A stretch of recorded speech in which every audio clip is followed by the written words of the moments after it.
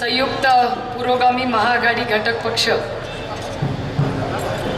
यावेळेस भारतीय राष्ट्रीय काँग्रेस, शेतकरी कामगार पक्ष, स्वाभिमानी शेतकरी संघटना, पीपल्स रिपब्लिक पार्टी कवाडे गट, Bahujan Vikas Aghadi, Republican Party of India, Republic पक्ष, दलित महासंघ आणि राष्ट्रवादी काँग्रेस पक्षाच्या तर्फे पुन्हा एकदा यावेळी मला बारामती लोकसभा मतदारसंघातून आपण सगळ्यांनी एका विश्वासाच्या नात्याने संधी दिली, याबद्दल मी सुरुवातीलाच आपले मनपूर्वक आभार मानते। या लोकसभा मतदारसंघात एक नाही 2 वेळा मोठ्या मताधिक्याने आपण मला दिल्लीला पाठवलं, याबद्दल मी मनपूर्वक आभार मानते।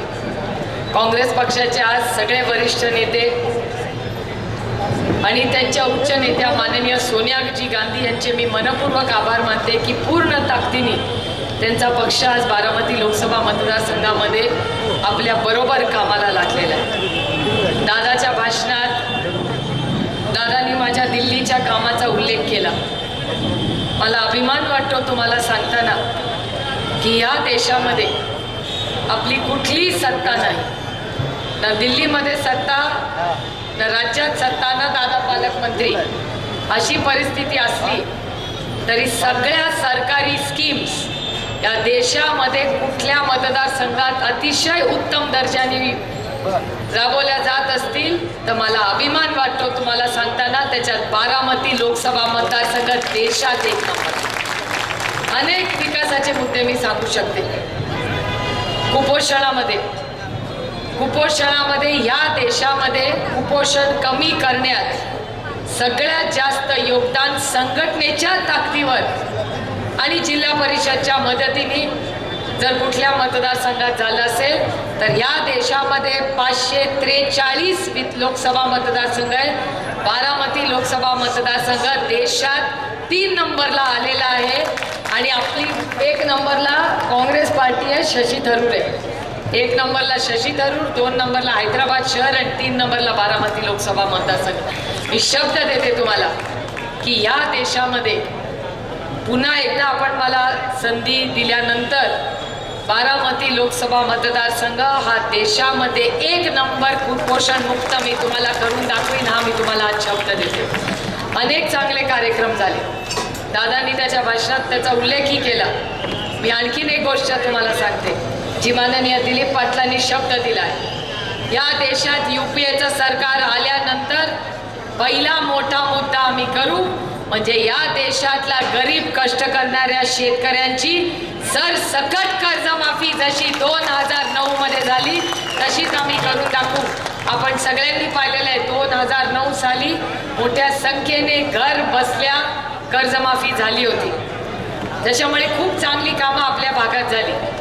दादानी त्याच्या भाषणात उल्लेख केला की ते विचारतात 60 सालों में तुमने क्या किया, आता त्यांनी 5 वर्षाचा हिशोब द्यावा। अरे दादा, विचारायची गरजच नाही।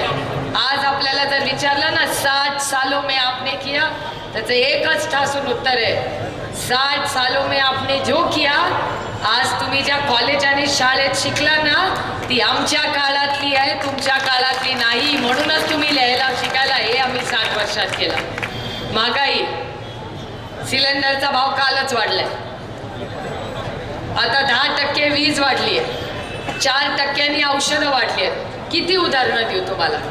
मागच्या इलेक्शनला आठवतंय का, आपणच प्रभावित सगळे झालो होते, सगळी जनता देशातली म्हणायची बहुत हो गई महंगाई की मार, अब की बार कुणाचा कसरकार। यावेळेस पुन्हा येतील, पुन्हा भाषण करतील, पुन्हा म्हणतील बहुत हो गई महंगाई की मार, अब की बार आपण म्हणायचं लांबूनच नमस्कार। त्याच्यामुळे लक्षात ठेवा हे फेकू सरकार आहे। मी तुम्हाला चॅलेंज करते, सगळ्यांनी तुमचा गुगल चेक करा, गुगलमध्ये फेकू शब्द टाका, कुणाचं नाव येतं बघा। मी म्हणत नाही, गुगल म्हणते। तुम्ही सगळे प्रयोग करून बघा।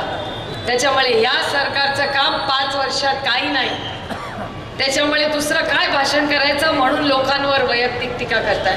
दादा सविस्तर त्याच्यावर बोललाय, त्याच्यामुळे मी काय फार बोलणार नाही।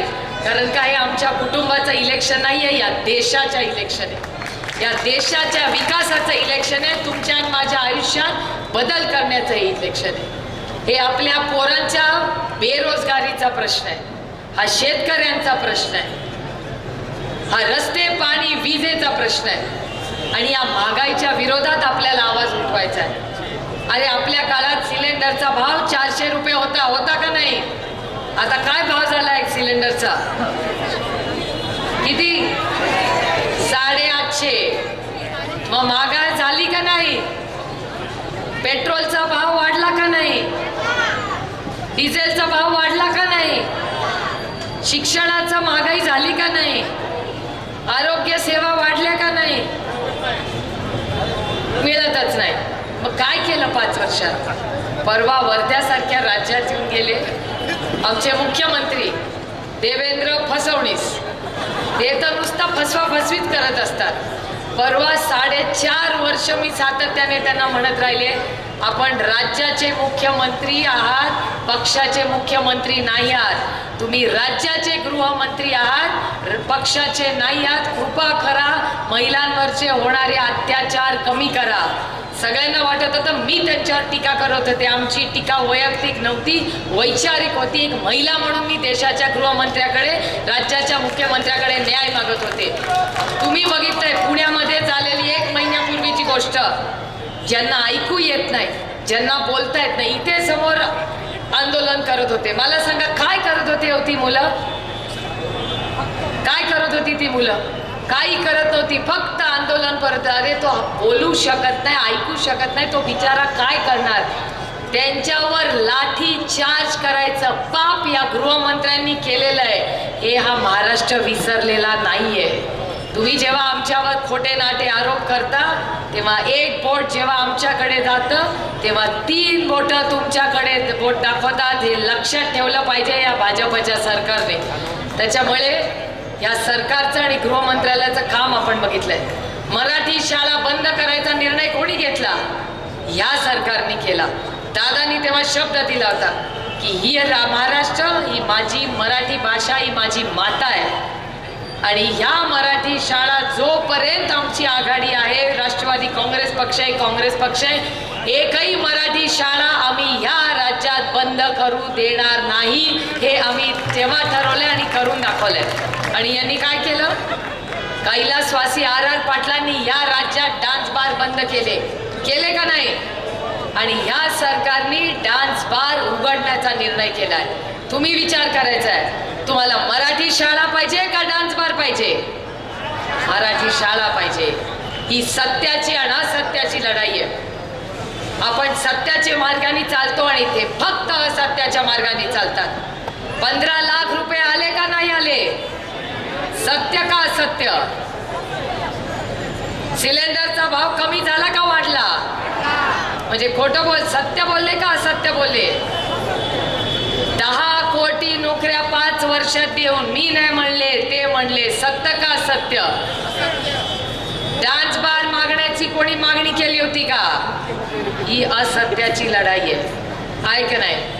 आरक्षण सगळ्यांना दिलं का? सत्य का असत्य? अजून किती सांगू तुम्हाला? त्यामुळे असत्याच्या विरोधात सत्याची लढाई आहे.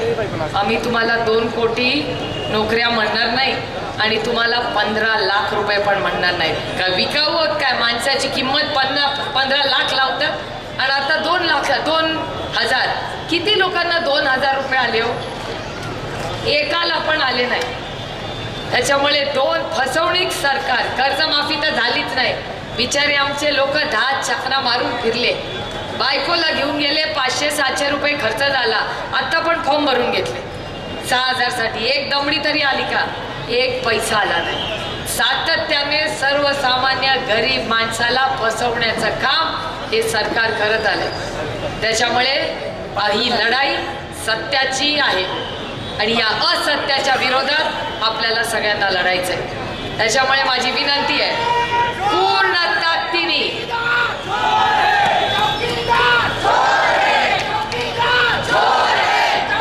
अरे बाबा, त्या चौकीदारात अडकू नको. तो मला सांग, या महाराष्ट्राचे गृहमंत्री महाराष्ट्राचे चौकीदार म्हणतात ना स्वतःला, मग आज चौकीदार काय झोपला होता का नीरव मोदी एअरपोर्टवरनं गेला तेव्हा? याचं उत्तर या महाराष्ट्राच्या चौकीदारांनी आपल्याला द्यावं. आणि नीरव मोदी पाहिजे का 15 लाख कोटी रुपये जे त्यांनी घेऊन गेला ते पाहिजे? त्याचा निर्णय घ्या. रोज टीव्हीवर दाखवतात आम्ही नीरव मोदीला आणणार, जरूर आणणार, काय करायचं ते करा, पण त्याच्या आधी 15 लाख कोटी रुपये जे नीरव मोदी घेऊन गेला ते आम्हाला परत पाहिजे. त्या नीरव मोदीचं काय करायचं ते तुम्ही करा, आम्हाला काय पडलेली नाही त्याची. नोटबंदीमध्ये कुणाचे पैसे गेले? सर्वसामान्य जनतेचे गेले, महिलांचे जास्त गेले. काळा पैसा होता का तुमचा? तो का तुमच्या नवऱ्याचे कष्टाचे पैसे होते, तुमच्या कष्टाचे पैसे होते? तुम्हाला कुणाला माहिती आहे का नोटबंदीमध्ये नवीन नोट छापण्याला किती पैसे लागले? नवीन नोटा छापण्यासाठी 28,000 कोटी रुपयाचा निधी आला. 28,000 कोटी. 28,000 मध्ये किती शून्य असतात? मला पण नाही माहिती. 28,000 कोटी रुपयाचा निधी फक्त नवीन नोटा छापण्यात आल्या. मला सांगा, तुम्हाला हे पैसे नोट बदलीसाठी हवेत का सर्वसामान्य सेवेसाठी हवेत? हेच 28 कोटी रुपये जर सिलेंडरच्या सबसिडीत टाकले असते तर तुम्हाला सगळ्यांना सिलेंडर स्वस्त मिळालं असतं. हेच 28,000 कोटी जर आशा वेकर आणि अंगणवाडी सेविकाला दिले असतील तर त्यांच्या संसाराला 2 पैशाचा आधार मिळाला असता. हेच 28 कोटी रुपये जर आपल्या रस्त्यांमध्ये टाकले असते तर आज रस्त्यात खड्ड्यातून आमच्या लोकांना जावं लागलं नसतं. हाच निर्णय आपल्याला घ्यायचा आहे. 23 तारखेला मतदान आहे पुण्यामध्ये आणि बारामतीमध्ये. यावेळेस फोटो पण टाकणार आहेत. मी जशी फोटोमध्ये दिसते तशीच तुमच्या समोर उभी. आपण काय मेकअप असलं काय भानगड नाही आपल्याकडे. कुणाचेही फोटो बघत बसायचे नाही. पहिला फोटो माझा बघायचा, माझा फोटो बघायचा आणि पुढेकरांनी कुणाचा फोटो बघायचा?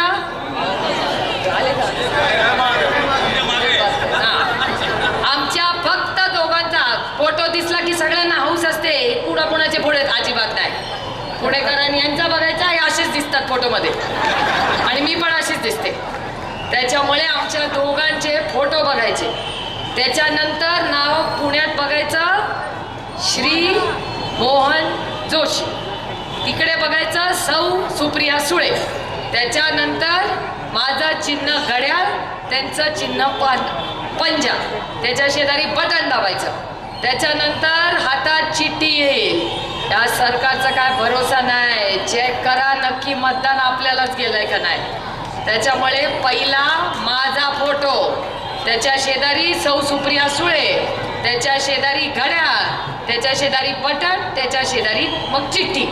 तसंच यांचं फोटो, नाव, पंजा, बटन, चिठ्ठी, हे दोघांना आम्हाला मतदान करायचं. दोघांना म्हणजे त्यांच्या मतदारसंघात, माझा माझ्या मतदारसंघात.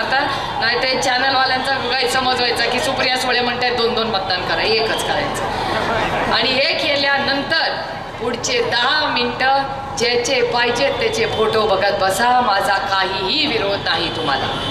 त्याच्यामुळे 23 तारखेला हा अतिशय महत्त्वाचा दिवस आहे. ही असत्याच्या विरोधात आपली सत्याची लढाई आहे. त्याच्यामुळे गुणवत्तेवर मी केलेलं काम, माझा पार्लमेंटरी परफॉर्मन्स तुम्ही सगळ्यांनी पाहिलेला आहे. मी शब्द तुम्हाला देते, मावळ, शिरूर, पुणे आणि बारामती 4ही सीट तुम्ही निवडून द्या. देशामध्ये 1, 2, 3, 4 नंबरचं काम आम्ही चौघांनी करून दाखवलं नाही तर तुम्हाला मत मागायला येणार नाही. सुप्रिया सुळे शब्द दाखवते. तिघांची जबाबदारी घेते मी. 10 वर्षाचा आपला अनुभव आहे. आता पृथ्वीराज बाबा पण आले, त्यांना पण दिल्लीचा खूप अनुभव आहे. त्यांनी बघितलंय मला दिल्लीत काम करताना. आणि मला अभिमान वाटतो सांगताना की जेव्हा माझ्यावर ही जबाबदारी पहिल्यांदा आली, आदरणीय पवारसाहेब इथले खासदार होते. त्याच्यामुळे त्यांचं पार्लमेंटमध्ये काम, त्याच्यामुळे मलाही असं वाटायचं की जमायचं का एवढा त्यांचा दिल्लीमधलं काम, पार्लमेंटमधलं काम. पण आज 10 वर्षानंतर या देशात जेव्हा गेले 5 वर्ष सातत्याने मला संसद रत्न अवॉर्ड विरोधात असले तरी मिळालं, याच्यातूनच तुमच्या सगळ्यांचे आशीर्वाद आणि जो विश्वास तुमची माझ्यावर टाकला दिल्लीत काम करण्यात, याच्या माझा तरी आयुष्याचं सार्थक झालं. आणि सगळे आमच्या कुटुंबाबद्दल आजकाल विशेष प्रेम आहे त्यांचं सगळ्यांचं. ते एक विसरतात की हे कुटुंब फक्त दादा आणि माझं नाही आहे. हे कुटुंब म्हणजे राष्ट्रवादी काँग्रेस आणि काँग्रेस पक्षातल्या सगळा आपला गोतावळा आहे. आणि असं आहे की ज्यांना स्वतःचा एकटा असण्याचा सार्थ अभिमान आहे त्यांना काय नाती जोती काढायची. नाती जपणं हे फार मोठं काम असतं. आपल्याला सगळ्यांनाच माहिती आहे की नातं तोडायला 1 मिनिटं लागतो, पण नाती जोडायला खूप वर्ष लागतात. आणि 50 वर्षामध्ये या महाराष्ट्राच्या जनतेने जे आदरणीय पवारसाहेबांवर प्रेम केलं, विश्वास दाखवला, त्याची जाणीव दादाला, मला आणि राष्ट्रवादी काँग्रेस पक्षाच्या प्रत्येक कार्यकर्त्याला आहे. त्याच्यामुळे आज मी एवढीच विनंती करायला आले की जो विश्वास आणि आशीर्वाद तुम्ही खंबीरपणे माझ्यावर टाकला तोच माझ्यांवर आणि दादांवर आपण नक्कीच टाकाल. 23 तारखेला आम्हाला दोघांना आणि 29 तारखेला मावळ आणि शिरूरला मोठ्या मताधिक्याने ह्या तुमच्या सगळ्यांची सेवा करण्याची आणि तुमच्या लोकप्रतिनिधी व्हायची संधी आम्हाला दोघांना द्यावी आणि तिथल्या दोघांना म्हणजे चौघांना द्यावी, एवढीच नम्र विनंती करून आपली रजा घेते. जय हिंद.